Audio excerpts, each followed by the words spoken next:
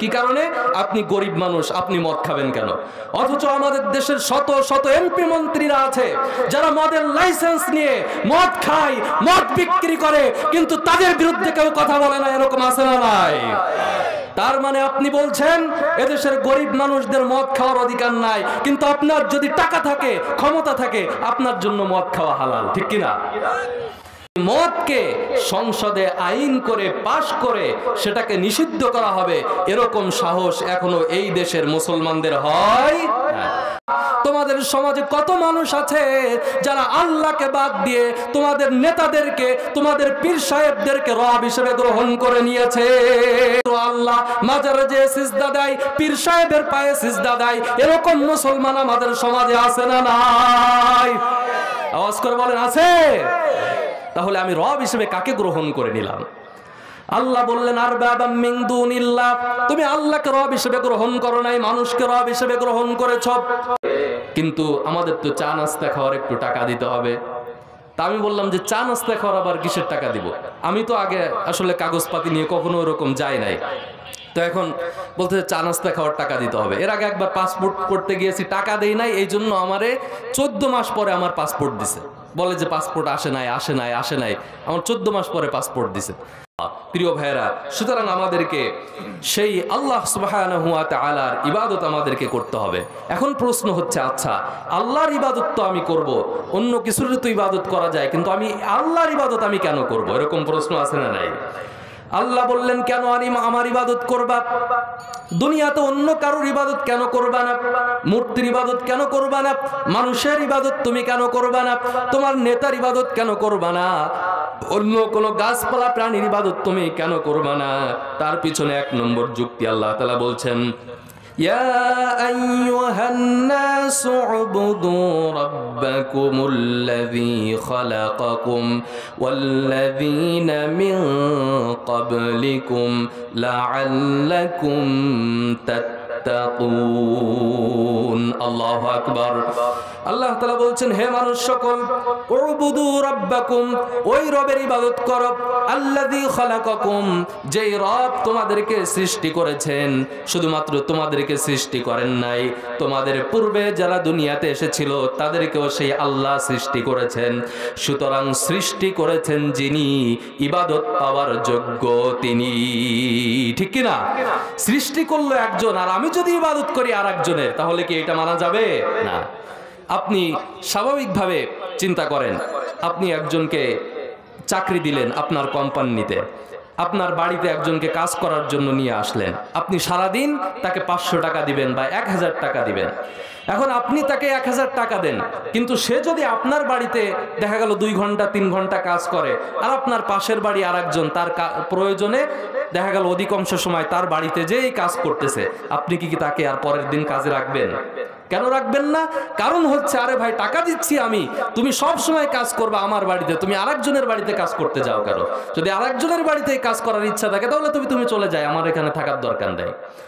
আল্লাহ তাআলা একই কথা বললেন, স্রষ্টা হচ্ছে আমি, বান্দা আমি তোমাকেই সৃষ্টি করেছি, তোমাকে একমাত্র আমি সৃষ্টি করেছি, তোমাকে আমি আস্তে আস্তে করে সৃষ্টি করলাম, মায়ের উদর থেকে আমি তোমাকে দুনিয়াতে আনলাম। দুনিয়াতে আনার পরে তোমার যখন রিজিকের প্রয়োজন, এই রিজিকের প্রয়োজন দুনিয়ার কেউ তোমাকে মিটাই নাই, একজন মিটিয়েছেন, আওয়াজ করে বলতে হবে তিনি কে? আল্লাহ তাআলা বলছেন, ما أريد منهم من رزق وما أريد أن يطعمون إن الله هو الرزاق ذو القوة المتين। আল্লাহ তাআলা বলছেন, বান্দা আমি তোমাকে সৃষ্টি করলাম, সৃষ্টি করার পরে আমি তোমার কাছে কখনো খাবার চাই নাই, আমি তোমার কাছে কখনো রিজিক চাই নাই, আমি তোমাকে বলি নাই যে বান্দা তুমি ইনকাম করে আমাকে খাওয়াও, আমার রিজিকের ব্যবস্থা করো, বরং আমি আল্লাহ তোমার রিজিকের ব্যবস্থা করেছি। তুমি যখন মায়ের পেটে ছিলে, 9 মাস 10 দিন তুমি যখন মায়ের পেটে ছিলে, তখন তোমার খাবারের প্রয়োজন হতো, মায়ের পেটে তুমি নড়াচড়া করতে, আমি আল্লাহ মায়ের পেটে তোমার খাবারের ব্যবস্থা করলাম। আমি যদি সেখানে তোমার খাবারের ব্যবস্থা না করতাম তাহলে তুমি মায়ের পেটে 9 মাস 10 দিন তুমি সেখানে থাকতে পারতে না। তারপরে আবার যখন দুনিয়াতে তুমি আসলে, আসার পরে তোমার খাবারের প্রয়োজন, তুমি তখন ভাত খেতে পারো না, অন্য কোনো জিনিস তুমি খেতে পারো না, তোমার একমাত্র খাবার হচ্ছে মায়ের বুকের দুধ। আমি আল্লাহ সুবহানাহু ওয়া তাআলা রহম করে করুণা করে তোমার মায়ের স্তনে আমি আল্লাহ তোমার জন্য রিজিক দিয়ে দিলাম। শুধুমাত্র তাই না, আমি আল্লাহ তোমার জন্য, তুমি যখন বড় হলে, তোমার যখন খাবারের প্রয়োজন, কখন কি তোমার খেতে হবে, তোমার কিয়ামত পর্যন্ত কি কি রিজিকের প্রয়োজন, এই সব কিছু আমি আল্লাহ তাআলা তোমার জন্য রিজিকের ব্যবস্থা করলাম। সুতরাং ফাআইনা তাযহাবুন, বান্দা আমি আল্লাহর ইবাদত বাদ দিয়ে তুমি কার পিছনে দৌড়াও? ঠিক কি না? আল্লাহ আমাদেরকে সৃষ্টি করলেন, আল্লাহ আমাদেরকে রিজিক দিলেন, আল্লাহ আমাদেরকে লালন পালন করলেন, আল্লাহ আমাদেরকে বড় করলেন, কিন্তু আমাদের সমাজে এমনও মানুষ আছে আমরা সেই আল্লাহর ইবাদত বাদ দিয়ে, সেই স্রষ্টার ইবাদত বাদ দিয়ে অন্য মানুষের ইবাদত করি, অন্য মূর্তির ইবাদত করি, অন্য ব্যক্তির ইবাদত করি। এরকম মানুষ আমাদের সমাজে আছে না নাই? এজন্য আল্লাহ তাআলা পবিত্র কোরআনুল কারীমের মধ্যে বলেছেন, ইত্তাখাযু আহবারাহুম ওয়া রুহবানাহুম আরবাবাম মিন দুনিল্লাহ। তোমাদের সমাজে কত মানুষ আছে যারা আল্লাহকে বাদ দিয়ে তোমাদের নেতাদেরকে, তোমাদের পীর সাহেবদেরকে রব হিসেবে গ্রহণ করে নিয়েছে। ঠিক কি না? কত মানুষ এরকম আছে, আলেমদেরকে তারা রব হিসেবে গ্রহণ করেছে, নিজের পীর সাহেবকে রব বানিয়ে নিয়েছে। যেখানে সিজদা পাওয়ার মালিক একমাত্র আল্লাহ, মাজারে যে সিজদা দেয়, পীর সাহেবের পায়ে সিজদা দেয়, এরকম মুসলমান আমাদের সমাজে আছে না নাই? আওয়াজ করে বলেন, আছে? তাহলে আমি রব হিসেবে কাকে গ্রহণ করে নিলাম? আল্লাহ বললেন আরবাবাম মিন দুনিল্লাহ, তুমি আল্লাহকে রব হিসেবে গ্রহণ করো নাই, মানুষকে রব হিসেবে গ্রহণ করেছ। যেখানে তোমার অনুগত্য করার কথা, আল্লাহর বিধানের, আল্লাহর আইনের কাছে তোমার অনুগত্য করার কথা, সেখানে তুমি আল্লাহর বিধানকে বাদ দিয়ে মানুষের বিধানের কাছে তুমি মাথা নত করেছ, মানুষের বিধানের কাছে তুমি আনুগত্য স্বীকার করেছ। এই আয়াত যখন নাজিল হলো, আদি ইবনে হাতেম তখন আল্লাহর রাসূলের কাছে প্রশ্ন করলেন, ইয়া রাসূলুল্লাহ আন্নাহুম লাম ইয়াবুদুহুম। ফাকাল আলাইহিস সালাতু ওয়াস সালাম, যখন এই আয়াত নাজিল করা হলো, মানুষ আল্লাহকে বাদ দিয়ে অন্য মানুষের ইবাদত করে, অন্য মানুষকে রব হিসেবে গ্রহণ করে, আদি ইবনে হাতেম আল্লাহর রাসূলকে প্রশ্ন করলেন, ইয়া রাসূলুল্লাহ আমরা তো কখনো মানুষকে সিজদা করি না, মানুষের ইবাদত করি না, তাহলে কেন আল্লাহ তাআলা এই আয়াত নাজিল করলেন? মানুষ কি অন্য মানুষের ইবাদত করতে পারে নাকি? আল্লাহর রাসূল বললেন, আন্নাহুম হারামু আলাইহিম হালালুন ওয়া আহাল্লু লাহুম হারামুন। আল্লাহ তাআলা যেটাকে তোমার জন্য হালাল করেছেন, তোমরা কি এমন জিনিসকে তোমাদের জন্য হারাম মনে করো না? আবার তোমাদের সমাজে কত মানুষ আছে যেটা আল্লাহ তোমাদের জন্য হারাম করে দিয়েছেন, কিন্তু সেই মানুষগুলাকে, এইগুলাকে নিজেদের উপরে হালাল মনে করে। এরকম কি তোমাদের সমাজে মানুষ নাই? আদি ইবনে হাতেম বললেন, হ্যাঁ এরকম মানুষ তো অনেক আছে যে আল্লাহ যেটা হারাম করেছেন সেটাকে হালাল মনে করে, আবার আল্লাহ যেটা হালাল করেছেন সেটাকে হারাম মনে করে, আবার এই সকল মানুষের অনুসরণ তো করে। আল্লাহর রাসূল বললেন, ফাযালিকা ইবাদাতুহুম ইয়াহুম, এইটাই হচ্ছে মানুষ হয়ে মানুষের ইবাদত করা। এরকম মানুষ কি আমাদের সমাজে আছে? আল্লাহ যেটা হারাম করেছেন সেটাকে হালাল মনে করে, এরকম মানুষ আমাদের সমাজে আছে না নাই? আমাদের আল্লাহ সুবহানাহু ওয়া তাআলা আমাদের জন্য মদকে হালাল করেছেন নাকি হারাম করেছেন? আওয়াজ করে বলেন, হালাল না হারাম? আমাদের জন্য মদকে আল্লাহ হারাম করলেন, অথচ আমরা মুসলিম দেশে বসবাস করি, সেই মদকে সংসদে আইন করে পাশ করে সেটাকে নিষিদ্ধ করা হবে, এরকম সাহস এখনো এই দেশের মুসলমানদের হয় না। বরং কেউ যদি সংসদে প্রশ্ন তোলে যে মদকে নিষিদ্ধ করতে হবে, মদকে হারাম করতে হবে, কেউ মদ খেতে পারবে না, তখন আমাদের সংসদে মুসলমান এমপিরা তার বিরুদ্ধে দাঁড়িয়ে যায়। এরকম নজির বাংলাদেশে আছে না নাই? গত 30-40 বছর ধরে বাংলাদেশের সংসদে মদকে নিষিদ্ধ করার জন্য, মদকে নিষিদ্ধ ঘোষণা করার আইন পাশ করার জন্য অনেকেই চেষ্টা করেছেন, কিন্তু আমরা দেখেছি বারবার এই দেশের কিছু তথাকথিত নামধারী মুসলমান সংসদ সদস্যরা এই মদকে নিষিদ্ধ করার বিরুদ্ধে তারা সংসদে বক্তব্য দিয়েছে।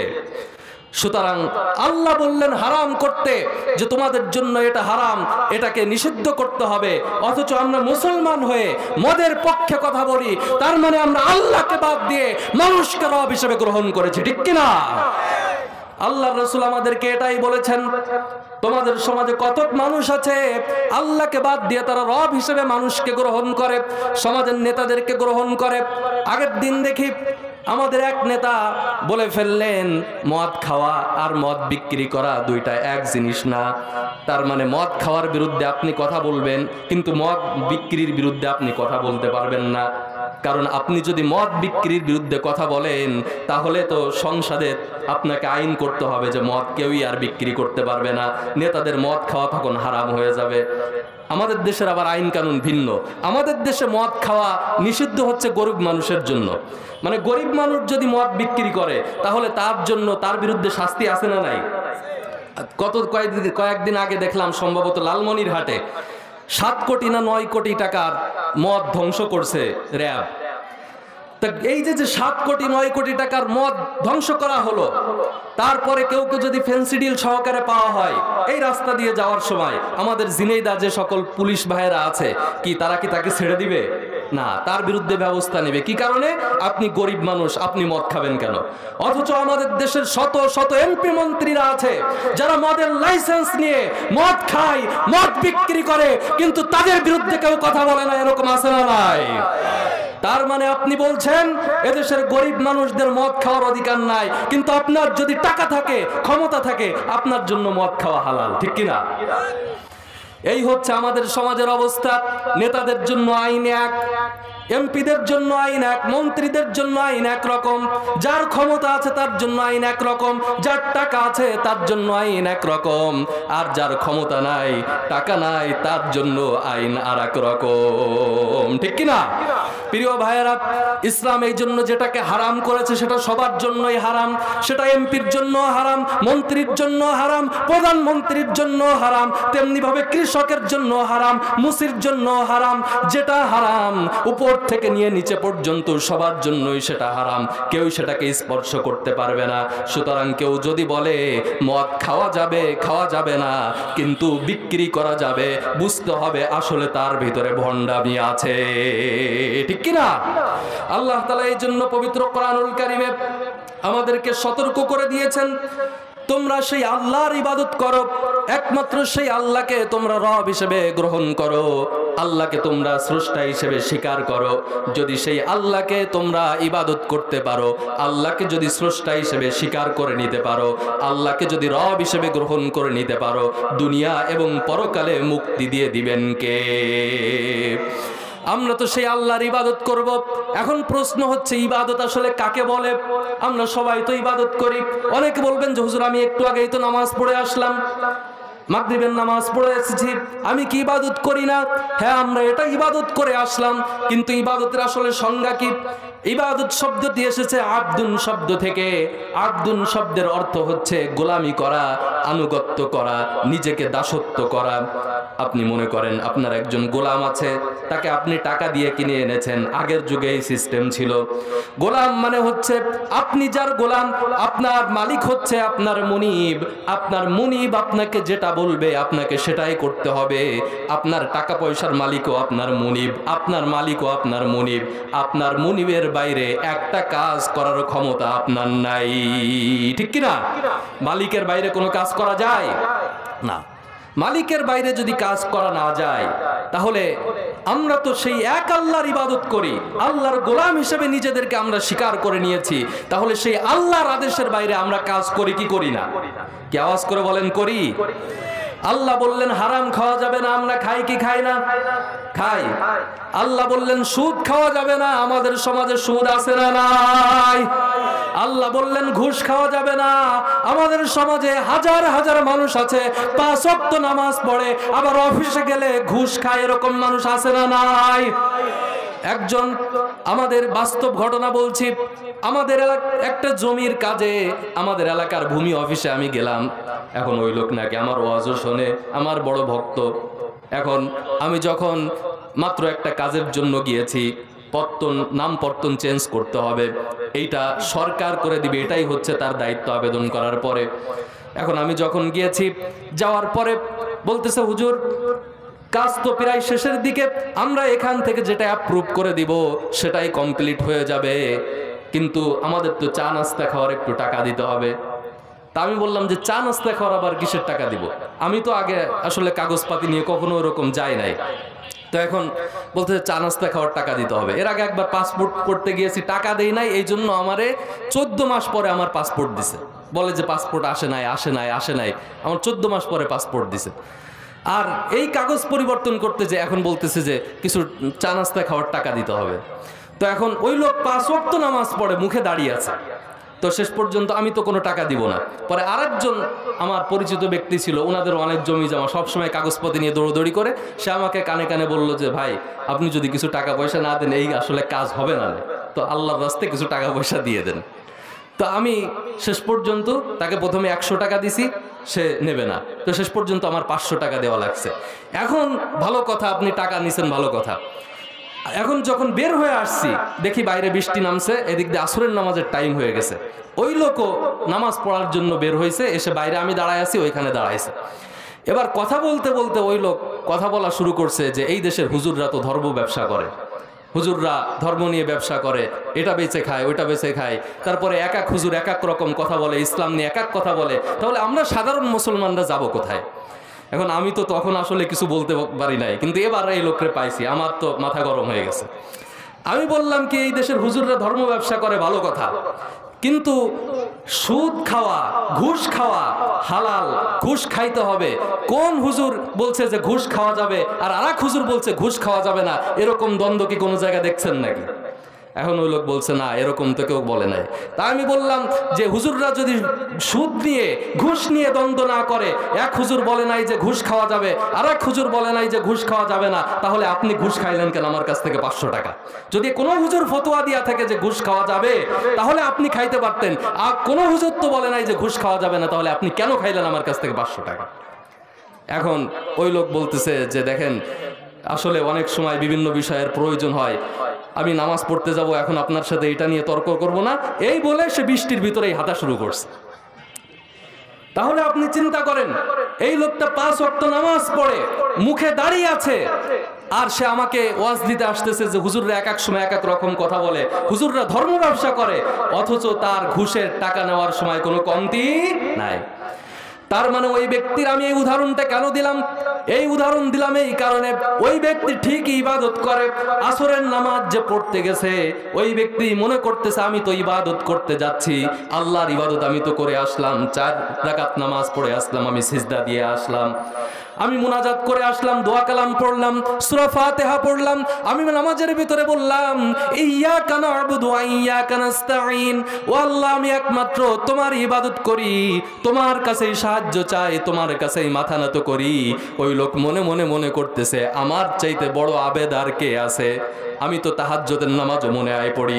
কিন্তু ওই ব্যক্তি চিন্তা করে নাই ঘুষ খাওয়া এইটা যে হারাম, হারাম কাজ থেকে বিরত থাকা এইটা যে আল্লাহর বড় একটা ইবাদত। হারাম থেকে যদি আপনি বিরত থাকতে না পারেন, আল্লাহ যে ইবাদত করতে কবুল করে না, আপনার কোনো ইবাদতে যে কবুল হয় না, এই ব্যক্তি এটাকে ইবাদত মনে করতে পারে নাই। ঠিক কিনা? আমাদের সমাজে এরকম সংখ্যা কম নাকি বেশি? আওয়াজ করে বলেন, কম না বেশি? এক ব্যক্তি মসজিদ নববীতে এসেছে, রাসূল সাল্লাল্লাহু আলাইহি ওয়াসাল্লাম সাহাবায়ে কেরাম বসে আছেন, ওই ব্যক্তি দূর থেকে দৌড়াইতে দৌড়াইতে আসছে।